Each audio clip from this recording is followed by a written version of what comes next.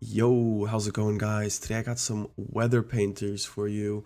Really fun deck to play. Unfortunately, not the strongest deck at like Diamond or Master tier anymore, and you can struggle to find some winnable games.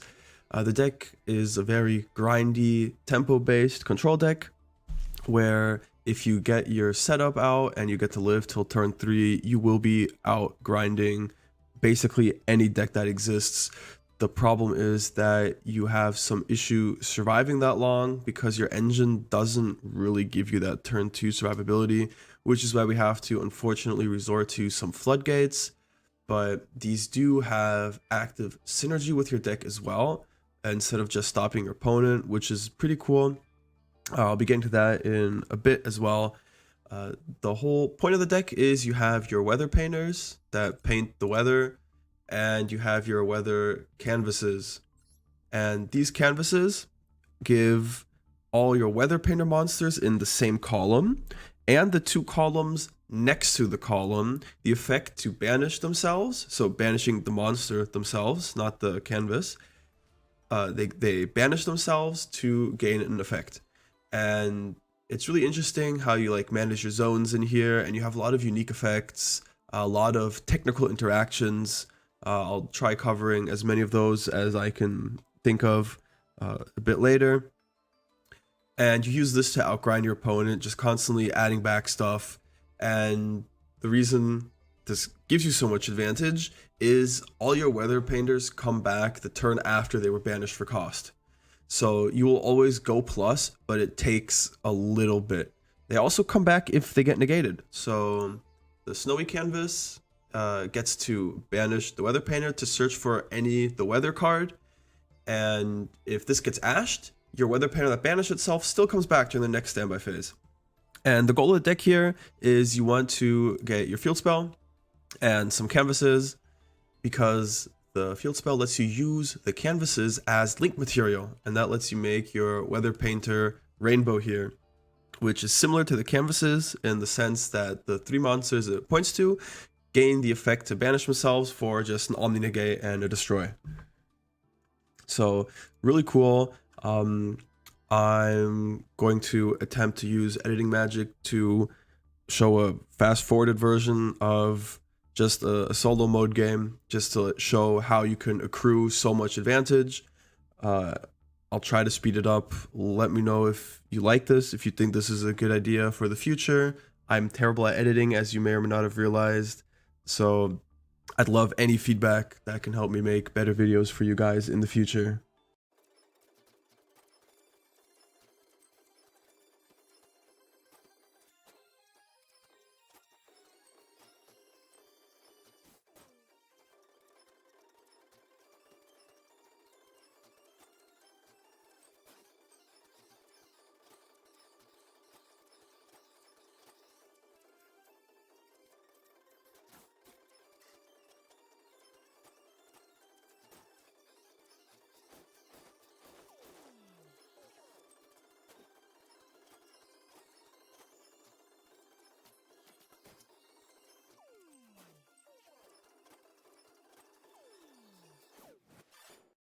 All right, so hopefully that worked out. I'll get into the deck list now. So I'm not sure if this is definitely the best way to play the deck currently. I'm still testing it a lot. I'll do some more testing next month when I drop back down to plat again. I just don't have the time this month to grind to Master 1, and gem-wise it's not worth trying to go for Master 5 then for me. So I'll be showing off the engine that you run in this deck and that you can run, and then I'll be showing off some non-engine that you can run, and then you can mix and match your own deck together based on what cards you own, what cards you're willing to craft, what your playstyle is that you like to play.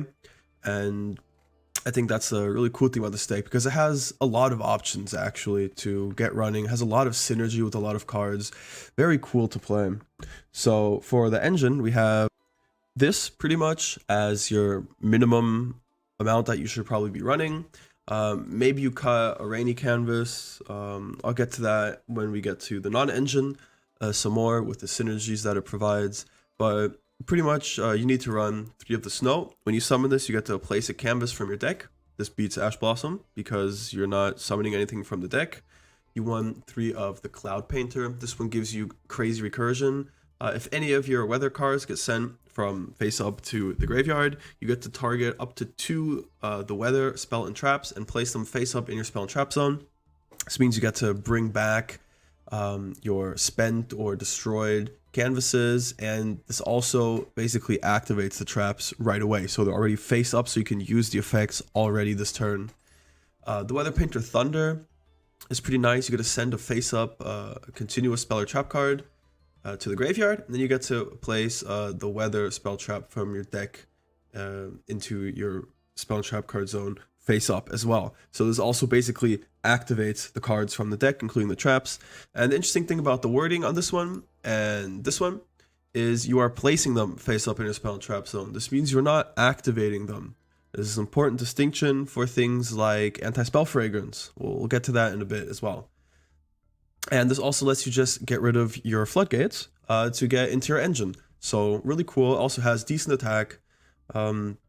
For the field spell, we're going to run all 3 of them. This card is great. When it's activated, you also place one of your canvases into your spell and trap zone face up, and you gain an additional normal summon of the weather monster, and you can use your canvases as link material. So this card does everything for the deck almost. Really nice. Your next most important card is probably the Snowy Canvas. This one lets you just banish the Weather Painter, and then you add the weather card. Usually this is what you'll be using to search for your field spell here. We have the Rainy Canvas. Maybe you cut this. It's good with anti-spell fragrance. It's good in like grind games. It's good against trap decks and stuff. And it just gives you another canvas in rotation. Basically, you banish your Weather Painter, and then you just bounce a spell or trap card that your opponent controls. This is also really cool because it negates basically the effects of certain continuous or field spell cards as well. So something like the Perlerino, when it's activated, or the Raysoth or Calarium, when they get activated, you get to add a Vanadium or a Vsauce or a Kashtira or a Tearlaments card to your hand. This one as well, also for Scare Claws. And these are all really popular right now because Vanadium is the new deck. It combos off really nicely. So these all add something on activation, and you can only activate them each once per turn. At the bottom it says you can only activate them once per turn. So what you can do is they activate this to search, and you will just bounce it back to the hand. And since they don't remain face up on the field at resolution, the effect does not go through. So they won't get the search, and they cannot activate it again this turn since they already activated it once. So it's pretty cool for stuff like that. It's also very nice if Labyrinth is doing some shenanigans, setting up some back row, you just bounce it. If you have to deal with some floodgates that your opponent has that you can't really deal with, just bounce them. So it gives really nice utility. I love playing this one. This is probably one of the most important ones that you have in this deck. It feels kind of awkward to use since this is battle phase, but at the start of the damage step, if your monster battles, you get to banish it, and then you get to bounce your opponent's monster to the hand. This also puts extra deck monsters back into the extra deck.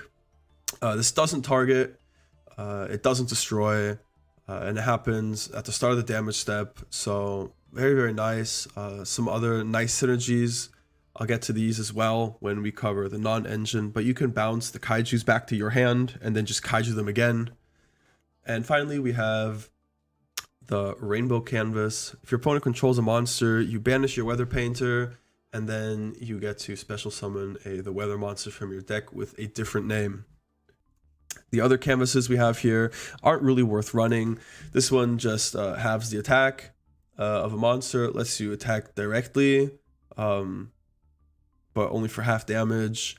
So that's, I don't know, doesn't really do it. Maybe for time, if you're playing in a paper format, doesn't really do anything here. You can have your opponent's monsters attack if you want to beat over them, but you would just always prefer to use the Thunder Canvas in like 99% of cases. Plus you're letting your opponent attack directly. Could maybe help for Zeus, but we have rank 3 options that just do that for us anyways. So very lackluster, wouldn't recommend running this. This one lets you tribute a monster you control, in addition to already banishing the Weather Painter to activate this effect, and then you special summon a different the Weather monster from your hand or graveyard. So maybe this accrues advantage later on, but it has a very, very steep cost. If this gets interrupted, you basically just lose. And it doesn't really help you set up anything to outgrind as efficiently. The Auroral Canvas is actually a really cool card. I really like this one. When exactly one card is added to a player's hand, you can banish your painter to then banish that added card. And then that player draws a card. So you can also use this on yourself. If you draw something bad, you can just banish one of your painters to like mulligan it, or you just get rid of some dead card you drew or searched or whatever. And then you draw another card. Doesn't really come up as much. It comes up more when your opponent uses like reinforcement of the army for something important like a Stratos or a Neospace connector, and then you just banish it. So that's pretty cool. I unfortunately don't feel like it comes up that much this meta, because I would prefer to get out other canvases first, and this just comes online too late. And since it is a trap, I can't use it turn 1 for link summoning. So I think maybe in a meta where there's less combo decks, or if there's like a format where they ban out a bunch of combo decks, maybe this has some more value. But right now, I don't think it's worth running. Back to the monsters again, we have, of course, the extra deck, Weather Painter Rainbow. If your opponent would special summon a monster, you can tribute this to negate the summon and destroy that monster. Pretty good. This really hurts against stuff like, I don't know, Sword Soul off the top of my head. If they synchro into Shizhao, you negate the summon, they don't get the Shizhao search. And the Moye that they used as material doesn't get to draw a card because they never actually synchro summoned using it, because the summon never happened since you negated it. Pretty cool. And then it has the arrows to give your painters that it points to an Omni Negate. And finally, we have the Moonbow. If it's link summoned, you get to special summon one of your banished the Weather monsters. This comes up sometimes, not as much though, unless you're running like banished floodgates maybe, because your Weather monsters just come back anyways if they get banished. And if it gets destroyed, you get to special the Weather Painter Rainbow. So this one from your extra deck. Now it gets summoned to the main monster zone, so you don't actually get to use the arrow effects if you have something still in your main monster zone, in your extra monster zone. It does get to go to the EMZ, I'm pretty sure, if it's not like clogged or anything. Since like if it gets destroyed, it would probably be empty. Just something to be careful of. You can still use the summon negate effect though. And anything this points to gets the effect that you get to banish it to then target a monster your opponent controls, and you banish that until the standby phase of next turn as well. So that's really good against Exceed monsters, or if you're going for a push for lethal. You can link this off into access code afterwards as well, just get a billion damage on field, out some of their monsters. So very, very nice. There's also some other Weather Painters in the main deck that can come up occasionally. You have Aurora, very pretty, has a really cool effect. Your opponent cannot target the Weather spell or trap cards you control with card effects. Also, they cannot be destroyed by your opponent's card effects. Super good against stuff like Duster or Lightning Storm. There's only one slight inconvenience, which actually makes this card nigh unplayable, which is that you're not actually going to summon this turn 1. And if you are thinking, oh, we can just use the Rainbow Canvas to chain to a Duster or something, right? And then we banish one of our Weather guys, and then we summon the Aurora, and we get to play around it, and we're all cool and stuff. The problem is your opponent actually has to control a monster here. And if your opponent controls a monster because they normal summoned it, and then they use Duster, I mean, that's not a thing that should be happening, right? So they would always just first action, use Lightning Storm, blow up your back row, and everything dies. So this doesn't actually really help you at all, unfortunately. You also have the Weather Painter Sun. This is really niche effect, kind of. If you run like a ton of canvases, it can like kind of help unbrick. It can like special summon itself back for link climbing, for linking stuff off. But it has the requirement of you have to have the weather spell trap in your hand, and this has to be in your graveyard, and you have to send a face-up continuous spell trap card you control to the graveyard. So I wouldn't run this. I don't think it's good. He has a nice mustache though, so at least he's got that going for him. And finally, we have the Weather Painter Rain. You can consider running this at 1 copy. If it gets special summoned, you get to place the weather spell trap from your hand face up in your spell trap zone. So this actually comes up. You can combo with this because you banish this for something like the Snowy Canvas to search for another canvas. And then when it comes back in the standby phase, you get to place that one from your hand. You could also, if you have 2 painters in rotation, you use the first painter for canvas to add a trap, and then you summon out the rain during the standby phase, and then you can use that to grab yourself, summon out your trap. What am I talking about? You set the trap. Wow, I'm so lost right now. So you can definitely run it at 1 copy if you want to. That's definitely an option. All right, and then we'll get to the non-engine here. All right, so covering the non-engine, we of course have the Maxi package here. It's just Maxi's broken. You kind of got to respect it. Your deck can kind of somewhat play under Maxi because you can just not play most of the time anyways, turn 1. So you give him like a draw maybe. You need to draw into some like turn enders like a Rivalry, a Skill Drain, something like that. Maybe Dimension Fissure, something that just lets you live. So you might be able to cut out on the Ash and the Call by here, but Maxi I would definitely still recommend.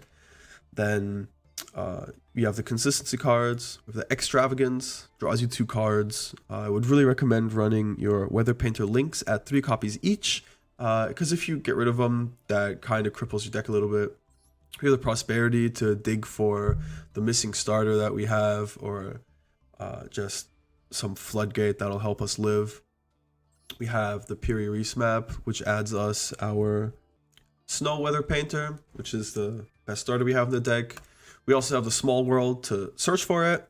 You can run Duel as a bridge. It'll get you to your Snow. It'll get you to your Cloud. It can get you to like a Kaiju if you need one, or the Kurikara, which is also a fairy monster. So it's very nice to have. This lets you run like the 1 of Kurikara and the 1 of Kaiju, since you can access them off of the Small World. So that's very, very nice as well. We also want to live, of course, so anything that lets us skip their turn is also really nice, or just that lets us not die. We have the Ghost Sister and Spooky Dogwood. Wouldn't really recommend crafting this card, but if you have this because you pulled it or you crafted it for something else, this is really nice. Every time your opponent would special summon an effect monster during the main of battle phase, you gain life points equal to that monster's attack. This makes it really difficult to actually kill you. So this will let you live, so you can set up some more on turn 3. I think there's definitely better options to turn skip. This is basically Battle Fader, but kind of more questionable almost. We of course have the nice Floodgates. We have Skill Drain. Skill Drain, everybody knows it, negates the effects while face-up monsters while they are face-up on the field, but their effects can still be activated. So if we have our Weather Painter here on the field, we can of course still activate it because they don't get their effects inherently, but they get them from the canvases, of course. And these canvases don't get negated by Skill Drain because they're not monsters. So the monsters here can still activate. The painters can banish themselves for cost, and because they are no longer face up on the field, remember this only negates while they are face up on the field, you still get to get all your canvas effects off. So you could basically just play the game completely normally under Skill Drain. And then if you need to use your effects or push for game or something, you can always use your Thunder to clear it by using its own effect as Chainlink 1 to send the Skill Drain, and then the Skill Drain just disappears, so it doesn't negate anymore. Or you can just Chainlink 1 send another Floodgate you have or something, and then Chainlink 2 use a canvas effect to banish it, and then both effects will resolve. So that's very cool actually. We also have the rivalry because all our monsters are fairies. If you want to push for game with access code, again, we have the Weather Painter, Thunder to just clear the rivalry for us. This is also very nice if you kaiju them or something. Then they get stuck into like insect summonings only. Do be careful, you cannot actually kaiju them if you already have the rivalry up. So that's some anti-synergy a little bit. Kurikara also gains even more value because it is also a fairy, so you don't care about having your rivalry up, so you can use this later on in the game as well. Anti-spell fragrance isn't the most oppressive floodgate anymore. It turns off pendulum decks completely. It really hurts decks like Runic, decks that use spell cards as part of the combo, stuff like Sky Striker, right? But decks like Pearly can still chain a bunch of stuff to it. When you flip this, you have to flip this in your draw phase, right? Just by toggling on. And the cool thing is it doesn't actually hurt your deck because as we saw when we're going through the Weather Painters, the Cloud and the Snow both place the canvases face up in your zone. The field spell places it on activation, so even if you do draw this one, you can just set it, and then the next turn you can flip it up, get another canvas into rotation. You can also use Rain to place the canvases, so you're never activating the spell cards, you're just placing them, so it goes completely fine under anti-spell fragrance. This also has a synergy with the Rainy canvas here, where you get to bounce their spell and trap cards. So at the end of their turn, or just during your turn or whatever, you just bounce all their back row back to their hand, and then the next turn, they have to reset them again with anti-spell fragrance, and you basically just completely lock them out. So that's really interesting. The Kaiju here has a synergy with the Thunder canvas, because you can attack into your Kaiju, bounce your Kaiju back to the hand, and since it's your monster, it will go to your hand again, and then you can Kaiju something again in main phase 2 if you need to. Nibiru also very nice. You use it, and then you think, oh no, I'm going to lose all my Weather Painters, I won't get any of their effects. So what you do is you activate the Nibiru, and then you chain all your Weather Painters. So if you have the Snowy canvas, says you can banish this card, so the Weather Painter monster, add one the weather card from your deck to your hand. Also, you cannot add cards from your deck to your hand for the rest of this turn except by drawing them. This means that it's not actually a once per turn effect. You only get to search once though. So if you have 3 Weather Painters all in adjacent zones to this, and you activate Nibiru, you can chain all 3 Weather Painters using the Snowy canvas, and then they all leave the field, so they all come back the next turn. Your Nibiru does not tribute your own monsters then. You only get 1 search off the Snowy canvas, but you still get everything back in the next standby phase. So that also has some great synergy there. Of course, we have stuff like Dimension Shifter, which you don't really care too much about, since all your monsters get banished anyways, and then they come back. And this does turn off a lot of decks. Unfortunately, it's not the strongest this meta. You have decks like Pearly even playing it for some reason. You have decks like Keshtira just fully ignoring it. Vanquish Soul plays this. And we also have, of course, the Dimensional Fissure. Any monster sent to the graveyard is banished instead. You don't care, all your monsters get banished anyways. The problem with Macrocosmos is that your canvases also go to the banished zone instead of the graveyard, and you want those to hit the graveyard.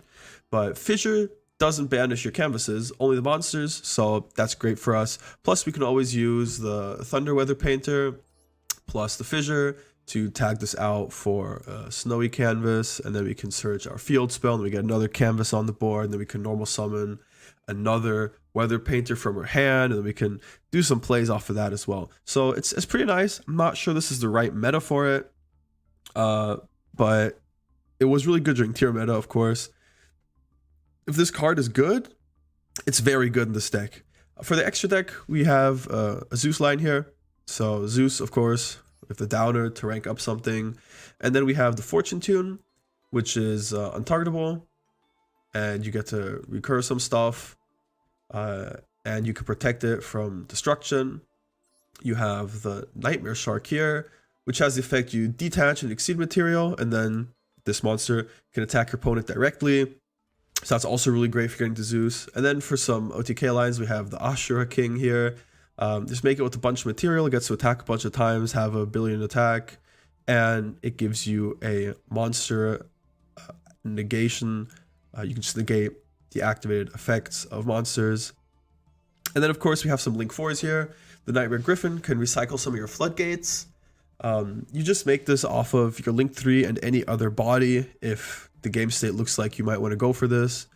Same for access code. This one's a lot easier to know when to go into. You make your Moonbeam probably, grab a monster back from your banished zone. So it just makes it by itself. That's really good. And then we also have the Agent Moon. This one requires any 2 fairy monsters, and then you get to tribute a fairy monster, which includes this one, to target and destroy a card your opponent controls. So this also plays under skill drain to destroy stuff. That's actually pretty nice. And that's basically the toolbox that we have to build our deck from. All right, now let's hop straight into the replay. Alrighty, for the first replay, we've got kind of longer one because there's a bit of bricking going on here. Now, this right here is a misplay. The reasoning is my hand doesn't actually play the game, hence why I passed turn 1. My opponent knows that my hand doesn't play the game, hence why I passed turn 1. So if I shotgun Maxi here to play around Kashtiras or something like that, then they can just pass pretty safely, especially if they have back row, because my hand doesn't actually do anything. And they know I'm not a going second deck because I opted to go first. So I shouldn't Maxi off the bat right here. I should wait to respond to a summon. And as you can see, they pass back, and my hand is still trash. I open another Maxi, and I just pass back again. And here I realized the error of my ways and waited for them to commit into something. And apparently I got extra punished off the Maxi because my opponent bricked even harder before. So here we have to bite the bullet. I unfortunately don't have bridges to small world anything else off. Otherwise, I do just go off right here. Get the canvas. To get the field spell here. We place this down. And now in their standby phase. So the next standby phase after I use this comes back. And I have the effects of all 3 of these canvases. Once I flip this one, I have the effects of all 3 of these canvases because they are in the adjacent columns. Fortunately, it has Duster. Here's the reason why the Aurora doesn't do anything. It seems like it would be really good against Duster, but I'd have to tag into it off of Rainbow Canvas, which states that my opponent needs to control a monster. So I can't actually use this right now, and hence my entire back row disappears. I'm going to quickly chain this before to get another search off, just for some follow-up. Both my Royal Rares getting destroyed by his Royal Rare Duster. Unfortunate. And now they triple tactics to draw 2 more cards because they like hard bricked. And it's Kashtira, and he has the Ogre, so now you know why he bricked that hard. Searching for the trap. Activating the Theosis. This is where I use the Maxi because this guarantees a draw now, unless they have a like negate for it, in which case it never mattered to begin with when I use it. So we get a draw card here. Fenrir off the top, pretty decent for me. And he reveals the top 5 cards. Should definitely get rid of the Cloud Painter, but he doesn't. Probably because he doesn't know what my deck does. Another advantage of playing a deck like this. And I was going to overlay into the Shangri era right here. I get another draw, the Cloud Painter that we already saw.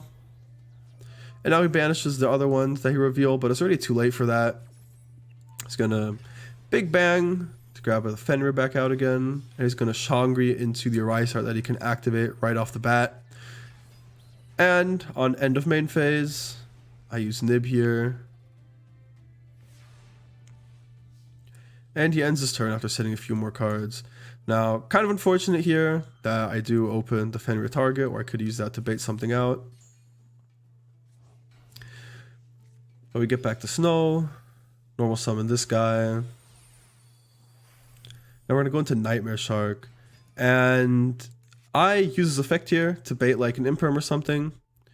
It doesn't actually matter if he imperms this or saves imperm for Zeus, unless he doesn't fall for this bait, in which case I get punished by him having imperm. So you shouldn't be using this here. We have a way to battle without dying, right? We just crash in the token, and then we overlay the downward onto it, and then the Zeus. And if he imperms the Zeus, we can just chain the Zeus again. Yeah, so that was dumb of me. Not optimal gameplay. Something to think about next time if you're ever in the situation. So I attack into this anyways now, and since I only have one Zeus, I might as well use the downward anyways. So if I didn't use the effect, I would have a 4 material one here, and if he imperms it, I can chain it again. So I thought I was playing around imperm, but I played right into it because now I'm only on 3 materials. Fortunately, he doesn't have anything. And we're gonna go grab a canvas, grab all of this out, tag them out here. And it comes back here, making sure to put it so it has 2 possible effects. It's going for the triple tactics here. Battle phase into evenly. I'm going to use this. Grab another search. Just going to lose the whole board here. I'm keeping the sunny canvas because it's our last one. The other 2 are face down banished. And I need this for the grind game. Wait, or I think one went to the graveyard then. Yeah, one's in the grave, one's banished. Alright, so we start setting up again. Banishes some more cards off the top. And Rise Heart banishes the last one I have. And steals the one that's banished that would have come back. So, pretty bad for me. But I do have the Fenrir here. Now we summon out a bunch of guys. Use a Prosperity, which unfortunately triggers twice. So his Rise Heart is live on Prio. Let's go banish some guys. It don't really matter as much. The trap does hurt though. So now we banish the back row. We could have banished the Rise Heart to guarantee that we out it. But fortunately he doesn't use it here. So we just get to Kurikara him. Then we hand rip him because he's on nothing. Alright, dealing a bit of damage. It's not lethal because Prosperity has the damage we deal, but now we get the Arise Heart, which can start recovering our cards from the Banished Zone here. And he's on nothing. Alrighty, here we got the next replay. We open like the full combo, which is pretty nice. And then we get Veilered, which we don't care about since we can actually dodge it here, but then we get Ashed. So that hurts. Just going to small world into Droll. I was on voice comms with a friend, and I was like, why don't I just grab Maxi here, right? Because the Godarla is an insect, so it also bridges to Maxi. I was thinking it'll just be better against most decks, but then yeah, I could draw into another Imperm and it would be dead. So it was, I don't know. I think it's a 50-50 chance, to be honest. Turns out they're on Zodiacs. I don't care about Droll. And they go straight for a Zeus line here. So Maxi would have been a lot better here. Turns out it doesn't matter because you would just ashed it anyways. But then we would have gotten the search off. Going into Borbo. Into Zeus. And he ends his turn here. So I think this is a misplay. He should have end phase like wiped it here.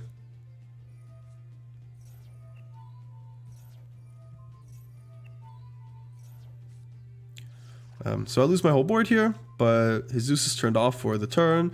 I get drolled, kind of awkward, but now we just grab the Thunder Canvas off of this, banish myself to bounce his guy, set the Imperm, and we still have Weather Painters coming back this turn, and our opponent's scooped, been outgrinded.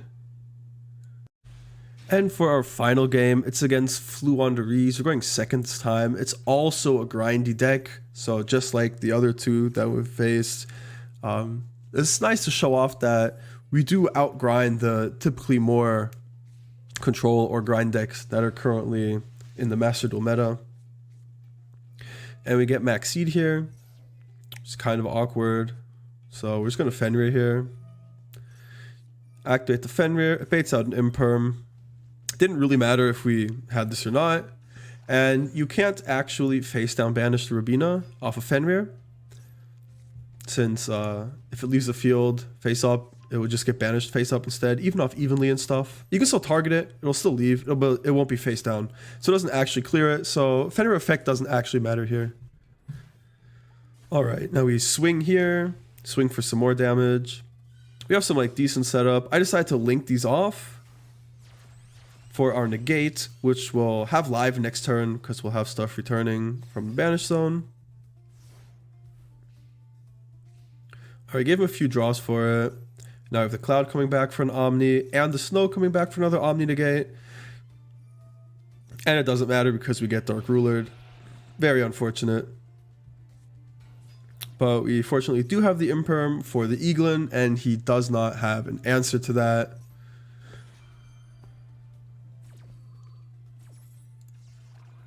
And that pretty much just concludes the duel. They pass after setting one more card. We join a Prosperity. We're just going to use Fenrir here to add our second Fenrir. And our opponent sees the writing on the wall. We have multiple negates. We'll just accrue even more advantage every turn. And they surrender here.